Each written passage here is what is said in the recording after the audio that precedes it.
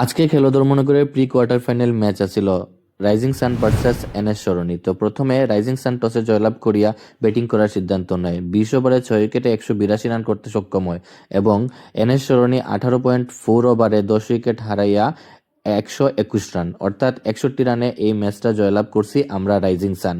আমরা রইয়া দুর্দান্ত ব্যাটিং করছে, যেমন হীরক ভট্টাচার্য 31 বলে 33, শুভাশিস 18 বলে 14, অরূপ 23 বলে 37, প্রশান্ত 5 বলে 9, আইনুল 16 বলে 15, সৌভিক 13 বলে 28, কিষানু গোস্বামী 11 বলে 23, প্রশান্ত ধর 4 বলে 6 এবং দুর্দান্ত বোলিং পারফরমেন্স সৌভিক চক্রবর্তী 4 ওভারে 14 রান 1 উইকেট, শুভাশিস 1 ওভারে 8 রান 0 উইকেট, প্রশান্ত ধর 3 ওভারে 22 রান 2 উইকেট, সরওয়ার হোসেন 3 ওভারে 17 রান 2 উইকেট, হীরক ভট্টাচার্য 4 ওভারে 13 রান 3 উইকেট, প্রশান্ত মালাকার 3.4 ওভার 42 রান 2 উইকেট।